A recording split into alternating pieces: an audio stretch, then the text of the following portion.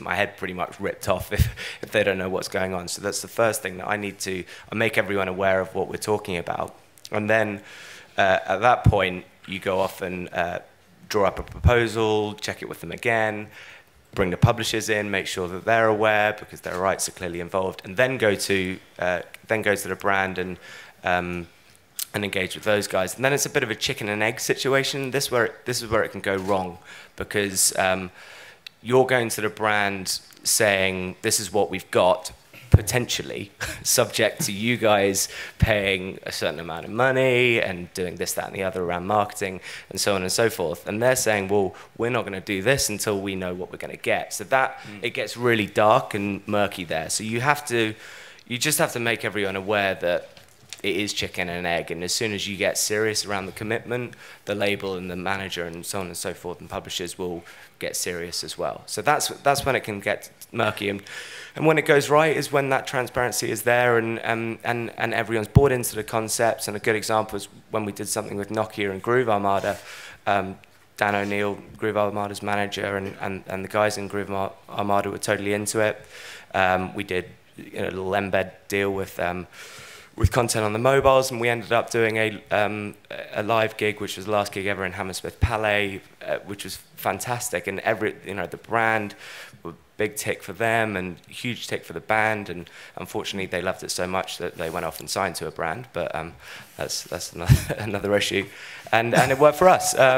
So it was a big winner, and it led on to a third deal with Foo Fighters. So that's transparency and working with those baby steps and managing that chicken and egg situation is Ted, if I could step in here. You were next. Yeah, it can go wrong in so many points in the food chain, unfortunately, and this whole the concept, which I do always think is a great concept, which is think global, act local, is possibly often where it goes wrong. And when we were doing the Heineken Thirst thing, it was all very well having this rarefied group of people in Heineken's headquarters in Amsterdam deciding on what a worldwide organization was going to do, spending its money.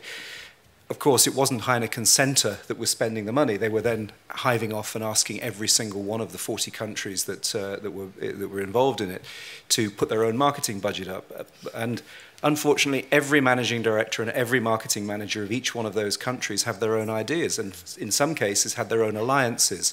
And we found ourselves, for instance, having to work with promoters that we simply didn't want to work with, that were rock promoters that hadn't got a clue where Paul Oakenfold was coming from or how to sell a Paul Oakenfold ticket.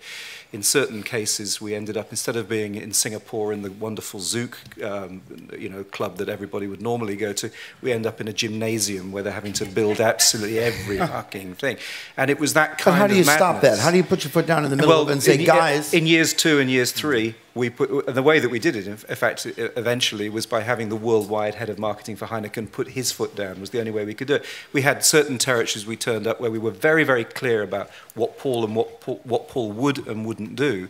But we had one territory where we turned up at the airport and there were lots of photographers and film crews, lots of girls in Heineken T-shirts, and suddenly there was a green bubble car that they expected Paul to travel to the airport with Heineken on the side. I don't understand what the problem was. It wasn't going to happen, and it didn't happen, and it certainly didn't happen in years 2 and 3. But the food chain is so complex when you're doing a worldwide sponsorship deal like that there's many a slip betwixt cut and hit, as they say in the music industry, and that's the problem. So let me ask a question. When you got there and the car was there and he was supposed to get in it with the girls, did he get in the car and go? No, he didn't. He's normally very, very good at managing those kind of diplomatic problems, but that was one where it was absolutely prejudicial to him to do so. And so what's the fallout from that? What happens then? He didn't get in the car. Thank God I'm serious. It's a serious question. Thank God it was in a territory where there wasn't massive face loss. It was it was in a cheeky territory rather than a territory where if that had happened in China or Japan, somebody somewhere would have committed harikiri. It would have been a massive problem, but it wasn't. It was in a territory where they thought they could be cheeky and get away with it, and we didn't let them get away with it. But I don't know what would have happened if we'd have done it in a territory where Heineken might have taken enormous offence. Mm-hmm. Did they understand why he didn't want to do it? Yes, they did. Yeah. Okay. Yeah. When it goes right, what? I mean, you said Heineken in year 2 and 3 went better. Another example of something that gelled and worked and why it worked for you? for the artist? As the thing developed, their whole PR machine really began to work much better. I think they began to realize how much great PR they could get for themselves. And as I say, as it succeeded and people got more used to it, the PR machine really grew, and it was a very good experience for everybody. There's another example, different sponsor? No, not particularly. I mean, we've done so many deals over the years, Motorola, Technics, all sorts. They've all come in all shapes and sizes. There's not one particular one that I can think of, Ted, no. Okay. And in your world? Yeah, so I was just going to jump in and say, for me, as the agent, trying to drive the deal through. Trying to make everybody happy. Well, it's that. One of the most common things I see is that with so many stakeholders, everyone wants to try and add some value, and what you get is a really complicated deal. And for me, one of the best learnings, I've been doing sort of brand deals for over 10 years, both client side and agency side, and it's sort of a bit of a cliche, but it's keep the deal simple. Look at what your core sort of objectives are, because with digital synchronization, content deals, and everyone wants to, throw it in at the beginning. And I think small steps, whether it's a global deal or even a local, national brand deal, but just keep the core proposition simple, deliver it well, and then build on it year after year. And that's this whole, going back to what Alex said about a long-term relationship. And if it works, they'll come back, they'll invest more money in it. They'll see results in terms of whether it's sales, brand recognition, how it's impacting on the competition. But I think simplicity is the key as well, and you don't have to do everything. Yeah, a lot of the time these sort of bigger sponsorship deals, the cash deals, come out of relationships that people have that were based on exchanges of content or doing each other favors and building up that relationship so that once you both realize you're friends, you're like, okay, we could actually make some money here together, and then new initiatives grow out of that. And that's something we've certainly seen a lot in our company. So. Right. Let me just get to Cliff here, and then I'll come to Alex. No, I was cutting Alex off, not you. So, worst piece of paper ever crossed your desk? Too many to mention. I think it's when people have just fundamentally failed to see how it works. I think that one of the things that the brands tend to feel, if they haven't got the right advisors, is that they go to some music post office where they can just go and buy the rights. There's this one-stop shop. But actually, increasingly, I'd say it's happening the other way around. More and more I'm being approached by artists, labels, managers, in terms of, right, go get me a brand deal, not understanding that there's a labyrinthine set of relationships on that side of the table. So I think there's that mismatch of expectations and where people have just thrown it down and they haven't thought about it first. But genuinely, where I've seen it go wrong is where trust fails at some point in the process. Right. Now, that doesn't mean the deal doesn't get done. It just means it never activates, and it's the last time that brand will ever deal with that artist, or indeed with music. One of the things that I'm saying to the music side of the fence is that they're at a tipping point here. Brands could quite easily move to fashion, to jewelry, and to sport. Yes. Yeah. These industries are no less complex. In fact, in the case of sports, it can be horrifically more complex. But because they can get better value for it, it's worth more. So one of the things I think the music industry really does need to understand is it has no right to these brand deals, and they could quite easily turn their guns in that other direction. The last thing I would say is just understanding, there are other people's rights involved, and everybody has a monopoly right. Right. And when you've got 5, 6, 7 people who can crash a deal, it means you've got to keep all of them spinning at all times. If you let one drop, the whole deal falls over. So there's that classic moment where they've forgotten about publishing. Or there's that classic moment where they've gone away and actually committed to exclusive rights to somebody, and they've granted those rights to 4 other people at the same time. Those are the worst ones. I'll step in again. Sorry to keep going on about Heineken, but it was such a huge one. And in that case, part of the deal was that we also provided them with a worldwide TV advertising sound bed for their worldwide activation. And in that case, we had Mushroom as our label and Mute Song as our publisher. And we had to do deals with them to buy them out, effectively trying to evaluate what the value of a worldwide Heineken TV advertising campaign was, and then buy them out of their bit of what they would have made had they been licensing it direct to it. And it was a bit of an afterthought, and it was a bit of a scramble at the end. We'd already done the deal, and everybody went, okay, there are other rights holders that we need to worry about. It was a scramble. Alex, you started to say. I was just going to say, I think it is important that we that publishers are represented here as well, because they're such a key part of the deal, and there's no one up here that is from a publisher, and unfortunately that we find that area quite complicated. There's no scheme in place with specific rates for what publishing is for these kind of brand deals. They're treated as premium, and so a lot of publishers are just doubling their digital rates if there are downloads involved, and really upping it and asking for advances and favored nations, all these things. So publishing is a real minefield at the moment, and the collection societies, PRS for music in the UK, these guys haven't got it together yet, and we're banging on their door every single day, and they're a big missing link in this panel, and yeah. Is there anyone from major publisher here? Nobody wants to raise their hand. Okay. I'm an ex-major publisher. What? I'm an ex-major publisher. Okay. So when you were wearing that hat and you're sitting at this table, do you feel that you're being taken for granted?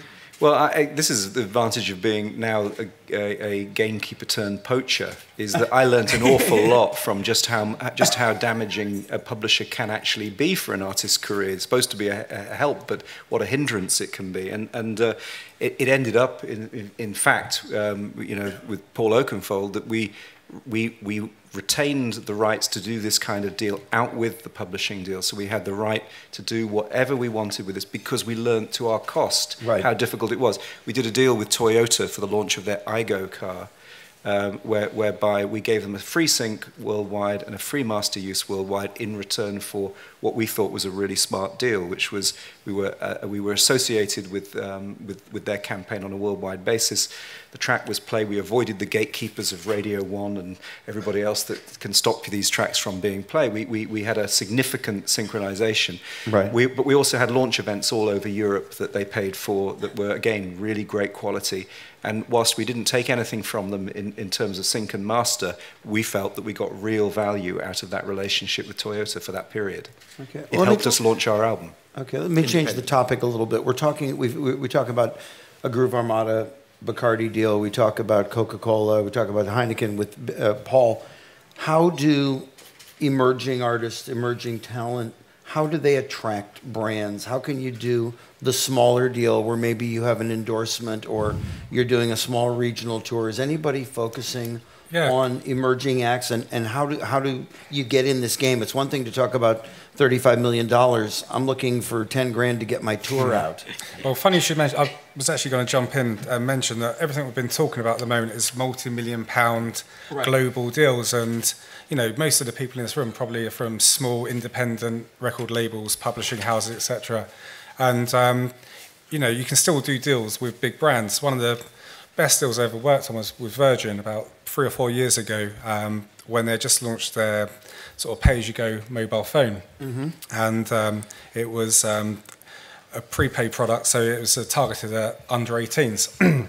So we sort of, and the sector they were trying to target was sort of the sort of black urban sort of community. So we sort of did a deal. We found a management company that had a number of sort of grime acts, I guess they're called now. And we actually found a band called the Pay-As-You-Go Cartel. And we got them to... and it was a 20 grand deal. It wasn't 20 million, it was 20 grand. It wasn't Pay-As-You-Go. I think most of that went to the management company. But it's brilliant. We got them to front the campaign. They created an exclusive two-track CD. We didn't go through traditional media. We did a pirate radio campaign across the whole of the UK, not UK, the whole of London, 30 stations, paying something like £20 a week to each station. And, so... 30, are we talking about 30 tube stations or 30 radio stations? Radio stations, sorry. Okay, I wonder if it's tube stations. Yes, and it just gives hope to sort of small labels that, you can do deals with... Virgin is a massive UK brand, and they are open to innovative ideas. And I think the biggest challenge is getting those ideas through the gatekeepers and making good connections to get those ideas through the door. Really. Yeah, I mean, everyone goes on about the Bacardi Groove Armada deal, but Bacardi have been in the heart of dance music for about 15 years with its Be Live strategy that's gone around the world. And what I would say in respect of emerging artists or dance music artists, you actually have an edge to the fact that you often control those rights. You know, it's the wonderful world of collapsed copyrights, where there's one conversation. And in respect of brands as well, there is a premium on ease.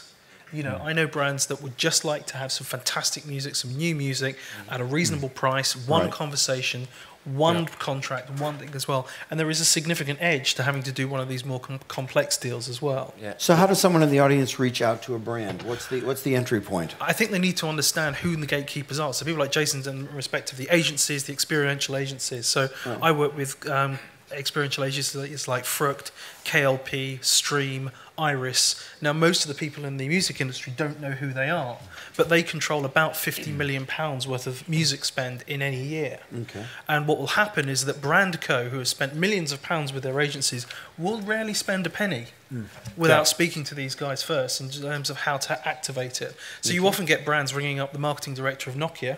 Great if you can get the number. Great if you can have a conversation. Right. But he's not going to do anything unless Wieden and Kennedy are into it as well. I think on the flip side, though, I totally agree with you. But you know, my experience on working on sponsorship, there's actually a lot to be said for cold calling. You know, I was about to say, yeah. It's like everything's on Google. You can get the reception for Nokia in the UK or in France or whatever off of Google, and you can phone up the receptionist, and then you can trick her into getting the name of the brand director or whatever.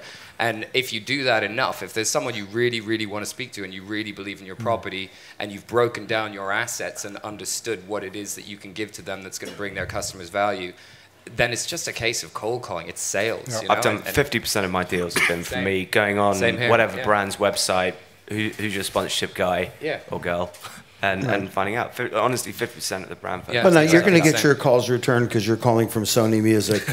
No, seriously, that's it helps. A good point. I mean, it does help. helps. Of course that helps. Of course it helps. But bear in mind that some of these brand managers receive 100 proposals a week. You know, they're getting nailed by everyone. Everyone from so whether you're from AEG or Sony or whatever, if they don't care. They want to find something that's going to fit their marketing platform and their brand guidelines and do the business for them. You know. So how do you know what they're what's the best way to do research to know what they're looking for? It's pretty basic stuff. It's like I try and constantly keep an eye on everything that's out in the marketplace, everything from advertising to the other sponsorship deals people are doing.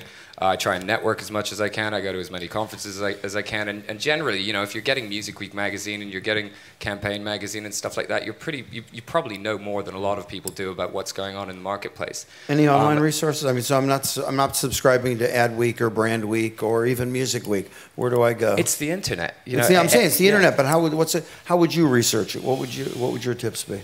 Well, I mean, it's really just a case of you have to know what you've got to offer, really, and that automatically narrows down your target list. You should really have an idea of kind of whatever it is, 5 to 6 to 20 key people that are going to fit what you've got. And once you personally completely believe that what you've got to offer is of worth to a brand and their market, then you're in a position to quite confidently go up and speak to everyone from the receptionist through to the managing director. But you have to be tenacious. You have to be prepared to call and call and call. You have to be prepared once you get through the door to then go back and represent, tailor your presentation, do it to the board. And sometimes this can be a process that takes over a year. You know. But also understanding. But when you're the going out brand on tour in the spring, do you have a year to do it? That's why tours are difficult. Right.